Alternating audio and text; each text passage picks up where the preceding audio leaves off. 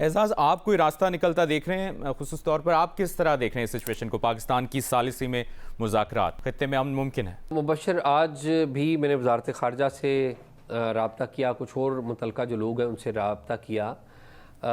پہلی بات تو یہ ہے کہ اس سے کوئی نتیجہ نکلے یا نہ نکلے، ایک بات تو واضح ہوئی کہ پاکستان نے سنسیئرلی اس سارے کرائسس میں ایک پازیٹیو رول پلے کرنے کی کوشش کی، جس کو امریکہ کی طرف سے بھی ایکنالج کیا گیا، جس کو گلف سٹیٹس کی طرف سے بھی ایکنالج کیا گیا۔ گلف سٹیٹس میں جو سب سے اہم ملک ہے وہ سعودی عربیہ ہے، اور میری اطلاعات کے مطابق پاکستان جو بھی اقدام کر رہا ہے اس پیس پروسیس کے لیے، اس میں پاکستان اپنے دوست ممالک بالخصوص سعودی عرب کو بھی پوری معلومات اور پورے اعتماد دے کر ان معاملات میں آگے بڑھ رہا ہے۔ ان معاملات میں آپ یہ کہہ رہے ہیں کہ کیا حاصل ہوگا اور کیا پاکستان یہ حاصل کر پائے گا یا نہیں، یعنی کہ آبجیکٹیوٹی پاکستان کی کیا ہے کہ ایران کے خلاف جو جنگ ہے وہ بند ہو جائے، امریکہ اور ایران کسی ایک معاملے کے اوپر بیٹھ کے چیزوں کو طے کر لیں سفارتکاری کے ذریعے،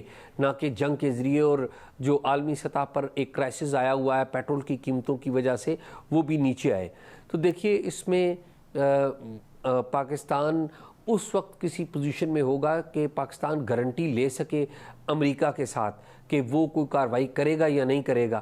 دیکھیے امریکہ سے گارنٹی لینا اور اس گارنٹی کی پہرے دینا میرا نہیں خیال کہ کوئی اتنا آسان کام ہے، اور جس طرح کے پریزیڈنٹ ٹرمپ، امریکہ کے پریزیڈنٹ ٹرمپ ہیں، ان کے بارے میں کوئی چیز حتمی طور پہ کہنا یہ بڑی مشکل ہے۔ آپ دیکھ لیجئے، ابھی جمعے کے روز ٹرمپ کہہ رہے تھے میں بالکل مذاکرات نہیں کروں گا اور سیز فائر نہیں کروں گا، اور پھر پیر کے دن 2 دن کے بعد تیسرے دن انہوں نے کہہ دیا کہ جی ہم مذاکرات کریں گے، اور ایران نے ہم سے رابطہ کیا، اور ایران نے کہا کہ جی ہم نے تو کوئی رابطہ نہیں کیا، یا ہم تو مذاکرات کے والے سے ابھی بھی آپ دیکھ لیں ایران تو کوئی پازیٹیو رسپانس ابھی تک نہیں دے رہا، لیکن جو بال ہے وہ ایران کے کورٹ میں ہے، ایران نے اس کے حوالے سے آگے کوئی حتمی فیصلہ لینا ہے۔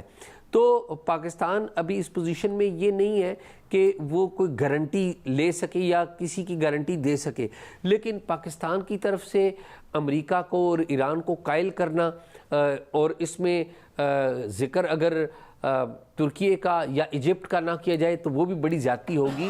اور آپ اگر ٹائم لائن دیکھیے، پاکستان کے جو ڈپٹی پرائم منسٹر ہیں اسحاق ڈار، ان کی گفتگو کی ٹائم لائن آپ دیکھیے تو وہ ٹیلی فون پر گفتگو کرتے ہیں عباس عراقچی کے ساتھ، اور پھر وہ ایجپٹ اور ترکیے کے فارن منسٹر سے بھی بات کرتے ہیں، اور اسی طرح ریورس اور فارورڈ آرڈر میں یہ اسی طرح ہوتا رہا ہے۔ تو اس میں ترکی اور ایجپٹ کا بڑا رول ہے جس کو ہم اگنور کر رہے ہیں، لیکن میں یہ ذاتی طور پہ سمجھتا ہوں کہ جو گراؤنڈ سچویشن ہے وہ ابھی واضح نہیں ہے۔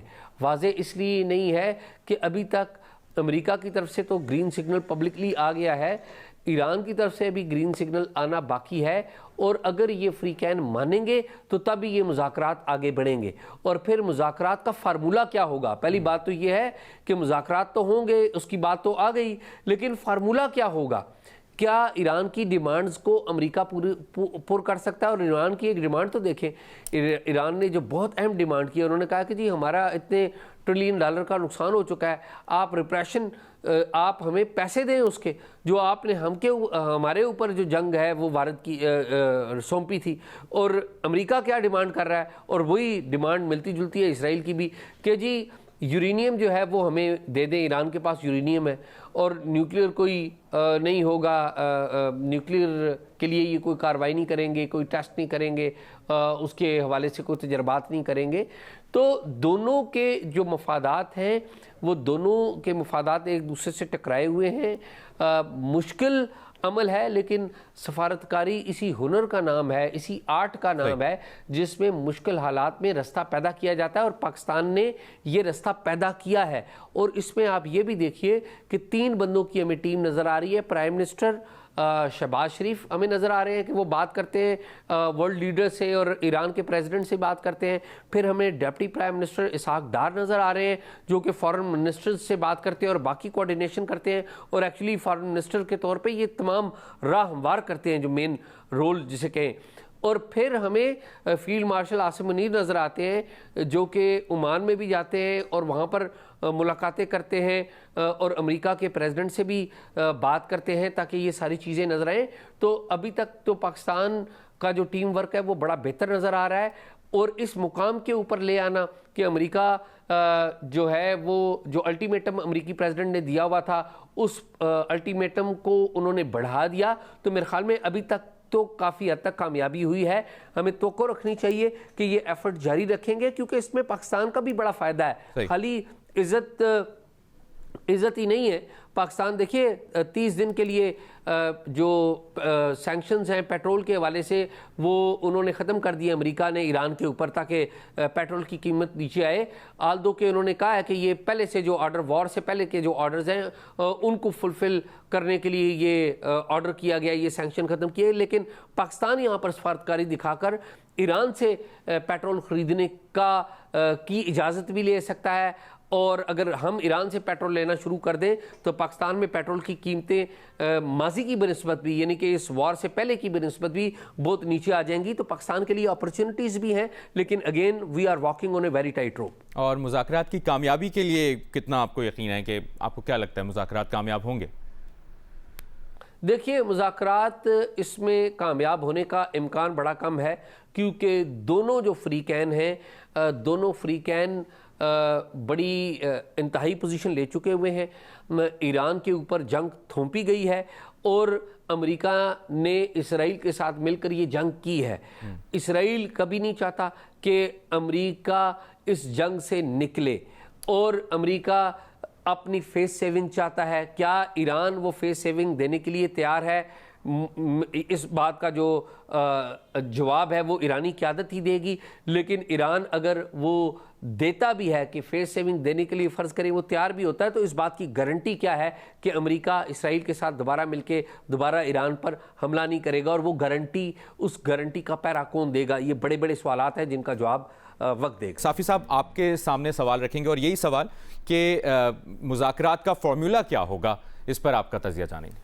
دیکھیں یہ تو بہت انیشیل سٹیج ہے اور ابتدائی رابطے ہوئے ہیں, اور اس ابتدائی رابطوں میں بھی ایک فریق نے کل کے رضامندی ظاہر کی ہے امریکہ نے, جبکہ ایران کی طرف سے ابھی تک کل کے رضامندی ہمارے سامنے نہیں آئی ہے. اور جو کچھ اس وقت بیک ڈور ہوا بھی ہے تو اس کے بارے میں بھی ایران انکاری ہے کہ ہمارا کچھ نہیں ہوا ہے. تو اس سٹیج پہ یہ کہنا کہ کون سا فریق کیا چاہتا ہے کیا نہیں چاہتا وہ کہنا میرے خیال میں مشکل ہے, کیونکہ جب شروع ہوں گے اور دونوں فریق اپنے اپنے مطالبات ٹیبل پہ رکھیں گے تو پھر ہمیں پتہ چلے گا کہ کون کیا ہے. ہاں اس وقت جو میڈیا کے ذریعے ڈیمانڈ سامنے آ رہے ہیں تو وہ ایران کی طرف سے یہی ہے کہ یہ لوگ اپنی ذمہ داری تسلیم کریں اور جنگ کا ہرجانہ دے. اب نئے ہرمز کے نئے انتظام سے متعلق بھی وہ بات کر رہے ہیں. تو ایران کے اس طرح کے 6 شرائط سامنے آئے ہیں, جبکہ دوسری طرف ڈونلڈ ٹرمپ اور ان کے حوالے سے یہ چیزیں آئی ہیں کہ جی انہوں نے 15 ڈیمانڈ سامنے رکھی ہوئی ہیں. لیکن یہ بھی کنفرم نہیں ہے کہ مذاکرات کے ٹیبل پہ بیٹھ کے کیا وہ واقعی پھر یہی ڈیمانڈ سامنے رکھتے ہیں یا کہ کچھ نیا سامنے لاتے ہیں.